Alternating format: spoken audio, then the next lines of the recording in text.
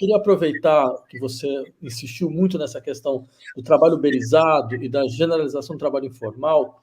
Eu queria ler para você, eu recebi uma mensagem de Instagram que me deixou bastante, me chamou bastante atenção, porque é um tipo de argumento que se ouve muito hoje em dia, e acho que seria legal a gente desconstruir esse tipo de argumentação.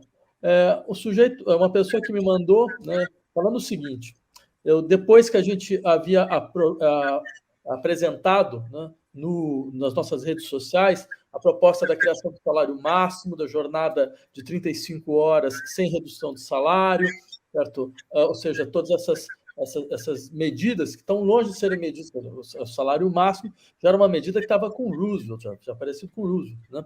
Ou seja, com essa ideia que o Roosevelt tinha de que nenhum norte-americano podia ganhar mais do que $25 mil por ano, que daria mais ou menos, acho que as contas, $414 mil hoje em dia, né? Ou seja, mas aí ele utilizava estrutura de taxação, né? Até 88% de taxação. Sempre bom lembrar do que já aconteceu nos Estados Unidos, né? Para quem fica completamente desamparado por uma taxação de imposto de renda de 27% como a nossa, e 0,5% como a nossa, né? Mas eu achei interessante, eu quero ler para você, né, para a gente poder discutir os argumentos que ele usa. Veja só, ele diz o seguinte: eu devo minha vida ao modelo neoliberal de trabalho. Eu estava desempregado e sem perspectiva, pensando até em suicídio. Procurava emprego e não passava na entrevista. Encontrei no trabalho por aplicativo, motorista, a salvação da minha situação. Hoje eu ganho de 4 a 6 mil reais dirigindo a e qualquer iletrado também pode ganhar muito mais que a média da população brasileira. Basta pegar o carro e dirigir. Não precisa mais do que 8 horas diárias, como dizem. Não precisa passar pela humilhação de uma entrevista de emprego, não precisa se sujeitar à ordem de ninguém. Não precisa ter rotina nem horário definido. Por favor, não lutem contra esta forma de trabalho. É uma válvula de escape para os desempregados e para quem busca uma renda extra. Aceitem que esse modelo é benéfico à sociedade. Não existe essa utopia de pleno emprego, esse modelo ajuda a milhares de pessoas. Né? Veja bem, Vladimir, esse comentário legítimo eu ouço desde quando eu comecei a estudar o trabalho uberizado, 2016, quando eu estava preparando no exterior, inclusive, o que deu depois aquele meu livro Privilégio da Servidão. Veja, o privilégio da servidão. Ele é um privilegiado pela servidão, mas ele ainda não se deu conta disso. Porque, veja bem, para que todo mundo nos entenda, eu não vou falar aqui para a universidade, eu vou falar para eventuais pessoas das classes trabalhadoras, inclusive de entregadores, com quem eu debato intensamente. Tá certo? Veja bem, se eu tivesse 2 anos do desemprego, ou sofrendo lá o despotismo de um patrão ou de um intermediário seletista, tá certo? E, de repente, eu me conecto com uma empresa e começo a ganhar livremente, faço, em tese, em teoria, o meu horário, eu disse, liberdade. Eu acho que todos os que estão nos vendo aqui, companheiras e companheiros, viram o filme do Ken Loach. Yes, we missed you. Não, você não estava aqui na versão da tradução / versão para o Brasil. É imperdível esse filme. É o primeiro diálogo. O trabalhador fala, eu sonho com isso há séculos, de ser o patrão de mim mesmo. Ele diz isso, o personagem especial. Depois nós vimos o que acontece com ele, uberizado, com a sua mulher companheira, trabalhadora do care, dos cuidados, uberizada, que é destroçada, e a família foi destroçada. Sabe por quê? Porque depois digamos assim, da bonança, a lua de mel. Se eu estou 2 anos desempregado e começo a ganhar 2, 3 mil por mês, compro um carro e não sei o quê, eu digo, bom, eu saí do horror e estou no paraíso. Eu não passei nem pelo purgatório. Eu entendo isso. Agora, se ele sofrer um acidente, e vamos pensar no trabalhador de moto, de motocicleta, como eu já conversei com vários, ele sofreu um acidente e ficou 6 meses parado. Sabe o que a empresa faz com ele? No dia que ele se acidenta, ele pega e manda um zap para a empresa. Eu não pude entregar, tá certo? O estrogonofe aqui que está na minha bag, porque eu quebrei meu braço, o meu braço arrebentou, tá certo? A primeira coisa que o WhatsApp vai lhe responder, mas você não entregou a comida, essa é a tua responsabilidade. Meu, eu estou sem braço, eu não consigo, eu estou indo para o hospital. Sabe o que acontece? Essa empresa, quando vai pagar o que deve para ele desses últimos trabalhos feitos nos últimos dias, desconta dele a comida que ele não entregou. ele vai para casa e ele não tem como sobreviver, porque o carro que ele comprou, ou a moto, a mensalidade não vai esperar enquanto ele está se tratando. Se ele ficar 6 meses, como há depoimentos de trabalhadores, porque a cirurgia arrebentou, o acidente arrebentou com um braço ou uma perna, tá certo? Ele não pode guiar mais. Quem cuida disso? Então, é natural. Sabe assim, se eu fosse brincar, o casamento... Quem conhece um casamento que já começou azedo no primeiro dia, é difícil, tá certo? As dificuldades do dia a dia, elas vêm com o tempo. Entendeu? E eu já vi muito trabalhador que disse para mim, professor, eu respeito o seu trabalho, porque você batalha pela gente, mas eu estou contente com ser autônomo e empreendedor. Depois de 6 meses, diz, professor, eu sou um proletário e não sabia. Eu não tenho direito nenhum, porque o meu amigo quebrou assim. Aquele Gig Economy, tá certo? Do belíssimo documentário brasileiro mostra isso, né? E tantos outros. Então, eu tenho que entender isso. Primeiro, a CLT não é uma maravilha. Em certo sentido, a CLT é horrorosa. Foi uma construção varguista. Só que é uma faca de 2 legumes, para lembrar um presidente do Corinthians que era rico, imigrante, rico e ignorante. Né? O rico e ignorante com alguma frequência ocorre. É com certa frequência que o rico é ignorante. Ele dizia uma faca de 2 legumes. É evidente que num dado momento em que esse trabalhador se defronta com essa situação. Agora, nós temos que pensar como é que ele pode ter uma regulamentação, e até a CLT diz isto, no que diz respeito aos direitos, porque no que diz respeito aos direitos do trabalho, a CLT não é um engodo, isso é um outro debate. Ela é limitativa no que diz respeito ao controle do sindicato, porque o Vargas queria ganhar a classe trabalhadora, então ele tinha que fazer concessão, só que ele não fazia, no dia que era concessão, ele se apresentava como Estado benefactor, como Estado benfeitor, como pai dos pobres. Então, a CLT já tem condições de você ter plena autonomia do trabalho e alguns direitos essenciais preservados. Porque nós vamos perceber o sofrimento quando... Por que eles fizeram o break dos apps? No break dos apps, que foi se eu vier escrever em algum momento o que eu fiz em 1980, meu primeiro livro, que é o Sindicalismo, se eu vier escrever de novo no dia 1º de julho de 2020, a break dos apps entrou para a história da classe operária brasileira, desse novo proletariado de serviço. É um marco que vai ficar para as próximas gerações. E não é só um fenômeno brasileiro.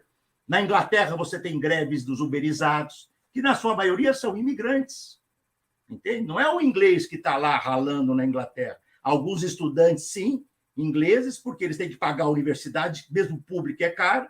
Entende? Então, é preciso entender isso. Eu concordo com isso, só que ele, daqui a 6 meses, e pergunta se ele quer o filho dele. Eu entrevistei uma vez o uberizado, sabe o que ele falou para mim, Vladimir, para terminar esse ponto, porque senão a gente vai longe, esses temas são cruciais. Ele disse para mim, professor, eu trabalho 30 dias por mês, e a minha mulher exigiu que eu, um dia em 30, eu não trabalhasse, porque ela disse, se não tiver um dia para a família, o casamento acabou. Então, é isso. É por isso que nós... Olha o mundo que nós estamos. Né? E não é um paradoxo. Na era em que a tecnologia nos leva ao céu, nós estamos, no mundo do trabalho, nós estamos abaixo, nos subterrâneos do inferno. Não é possível, entende? Então, temos que reinventar um modo de vida. Esse trabalhador, num dado momento, ele vai se dar conta. E pergunta se ele quer que o filho dele tenha esse mesmo futuro. Né? Lembra que, no passado, os bancários do Banco do Brasil diziam: quero que o meu filho seja funcionário do Banco do Brasil. Até que o Banco do Brasil foi quase, entre aspas, privatizado, foi desmontado e virou um banco horroroso como os outros bancos. E as condições de trabalho... É pena que eu não posso ler aqui para vocês as condições que os bancos exigem. As pessoas têm que imaginar 48 horas do dia e só sonhar com o banco. Alguém vai dizer, mas o dia não tem 24 horas, professor? Mas para o capital financeiro tem 48 horas. Aliás, essa é uma coisa importante. O mundo do trabalho hoje é concebido pelo capital financeiro. Ele é o mais destrutivo de todos. E quem pensa que o capital financeiro não precisa do trabalho, não sabe em que mundo está vivendo. Tá certo? Especialmente para nós aqui que estamos no sul do mundo, onde 2/3 da classe trabalhadora, se não tiver trabalho, ela morre. Não, eu acho muito interessante os exemplos que você traz, Ricardo, principalmente nessas situações de vulnerabilidade, como, por exemplo, então, imagino que acontece se você tem algum tipo de acidente, não tem nenhum tipo de garantia, porque eu acho que eles mostram um dado que se naturalizou entre nós, que é o fato de que nós aceitamos que não existirá mais macroestruturas de proteção. Né? Ou seja, a ideia de lutar pela constituição de macroestrutura de proteção, certo, é algo que não faz mais sentido dentro do horizonte atual do mundo do trabalho. É porque o colega que fez essa mensagem até falou, olha, não adianta ficar lutando por pleno emprego, isso é uma ilusão, né? Quer dizer, mas muito além do pleno emprego, quer dizer, além disso, também a ilusão de que, para ele também, ou seja, para que esse modo de trabalho ele se naturalize, é necessário que caia sob a condição de ilusão o fato de que, bem, uma das questões políticas fundamentais é a garantia de macroestruturas de proteção. E veja, Vladimir, sem te cortar, só para pegar esse ponto, ele tem inteira razão. Quem de nós da esquerda dizer que nós vamos criar o pleno emprego, a população pobre vai dar gargalhada. Fala, esse cara está pensando que a gente é besta. O capitalismo hoje é a absoluta impossibilidade o pleno emprego. Então, a nossa resposta é outra. Nós temos que reduzir radicalmente a jornada de trabalho, radicalmente. Porque não tem sentido um uberizado trabalhar 16 ou 18 horas, um outro trabalhador ou trabalhadora na informalidade trabalhar 3 horas por semana, um trabalha 18, 16 horas por dia, o outro 3 horas por semana. Qualquer criança no primário diria, olha, a média pode ser aí 6 horas de trabalho por dia, ou 4 horas de trabalho 4 dias da semana. E nós vamos ter que fazer uma segunda pergunta. E uma candidatura de esquerda, a meu juízo, deve fazer essa pergunta. Produzir o quê e para quem? O que nós aprendemos da pandemia? Eu aprendi muito. O capitalismo pandêmico, eles são escritos pandêmicos. Não estava na minha cabeça esse livro. Não estava na minha cabeça. Mas, de repente, a primeira coisa na pandemia, professor, você tem que fazer uma live. Primeiro, eu não sabia o que era fazer live. Para mim era uma incógnita. Como é que o pessoal chega com uma máquina no meu escritório? Aprendi, foi fácil. Fiz provavelmente umas 1.500 lives desse período, tá certo? Só que nós fomos obrigados a responder. A pandemia não criou nada disso que nós falamos aqui. Ela desnudou a tragédia do trabalho e exasperou. E os capitais, como eles são... É Frankenstein, né? Não tem nenhum sentido anímico. Então, o que eles estão fazendo? Durante a pandemia, eles fizeram laboratórios de experimentação. Home office, pegou. Então, todo mundo agora em home office. A Petrobras lucrou barbaramente nas suas atividades de escritório, porque não dá para fazer home office para quem está na perfuração de petróleo, lá embaixo. Mas dá para fazer na massa de trabalhadores, engenheiros, tá certo? De carreiras intermediárias e altas, até escalões médios, tá certo? E jogou para o home office. É evidente que o home office teve muitas vantagens, a gente pode debater isso depois, mas eu só diria 2 entre 10 desvantagens horrorosas. As mulheres sabem o que foi o home office para elas. Levou o trabalho de fora da casa para casa, teve que enfrentar o machismo e o patriarcalismo dos maridos, o horário do computador principal é meu, tá certo? O horário, porque nem todo mundo tem 2, 3 computadores para trabalhar, nem todo mundo tem escritório para o marido, para a mulher, tá certo?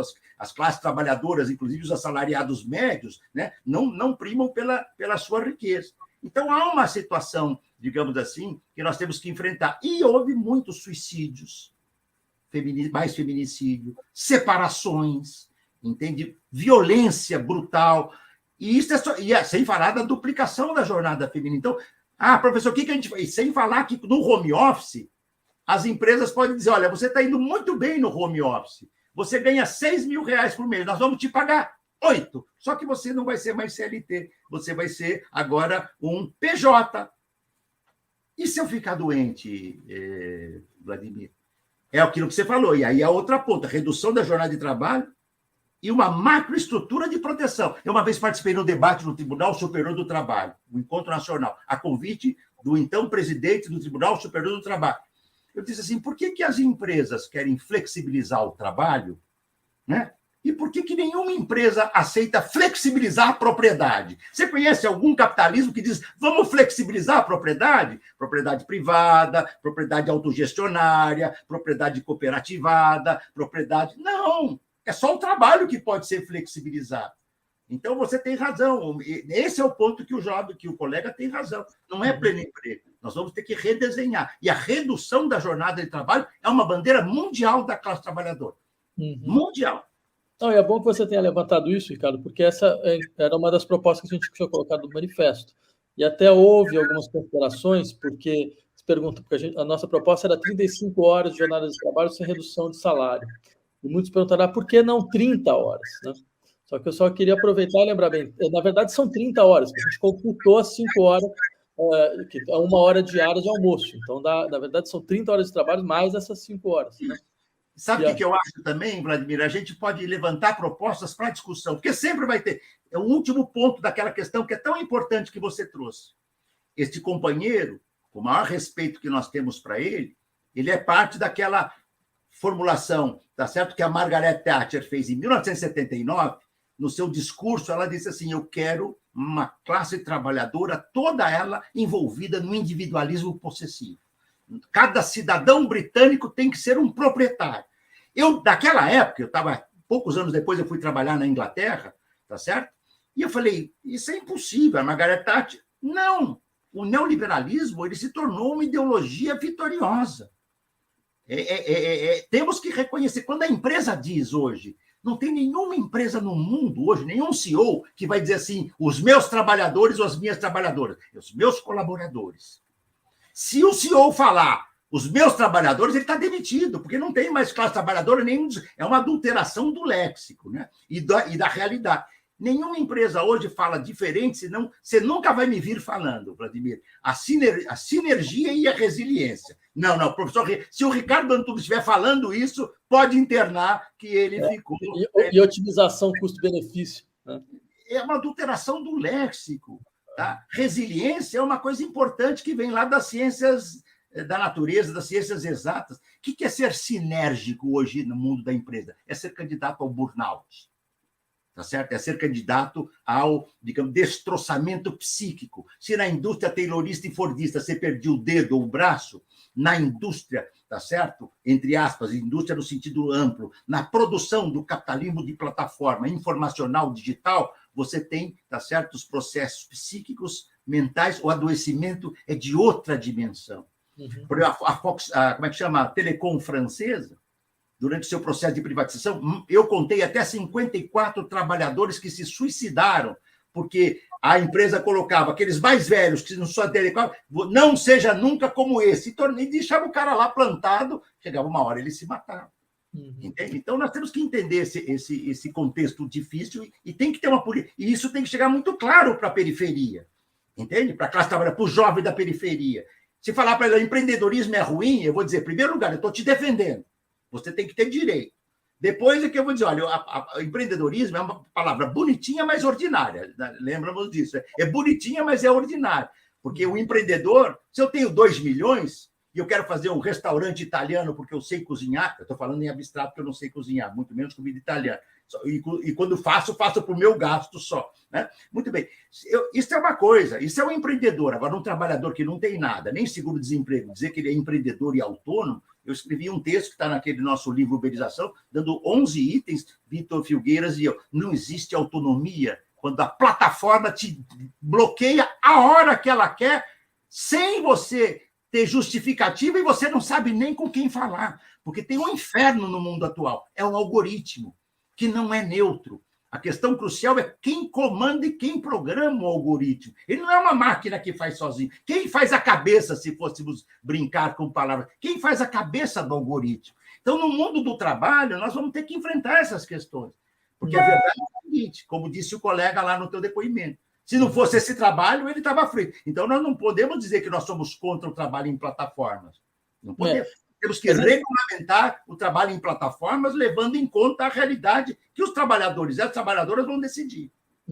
E é interessante a maneira como você coloca essa questão do empreendimento, né? Porque muitas vezes dá essa impressão que empreendimento é simplesmente o exercício da criação, né? O exercício livre da criação. E a gente esquece, de fato, que empreendimento significa concorrência, empreendimento é uma forma de violência, né? Significa concorrência, significa uma relação belicista, significa uma relação de exploração para que você possa valorizar o processo do empreendimento, e tudo isso se naturaliza, né, dentro da vida social no sentido mais amplo do termo.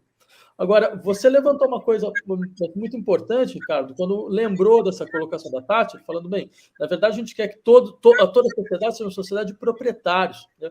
E talvez seja um eixo fundamental dessa ideologia neoliberal, que você levantou tão bem, né, que se vende como uma espécie de realização social da liberdade como valor fundamental. E essa individual. E essa liberdade que você colocou bem, do individualismo possessivo, ou seja, essa liberdade do sujeito que é proprietário de si mesmo, né? E fazendo com que toda a nossa gramática da liberdade seja pensada sob essa figura, a figura de quais as condições que eu sou proprietário de mim mesmo. Né? E é ilusão, né, Vladimir? E é ilusão de ser proprietário de si mesmo. Que na hora que a plataforma diz, você não nos interessa mais, PT saudações, ele não tem nem com quem falar. Ele não tem mais nem para quem ligar.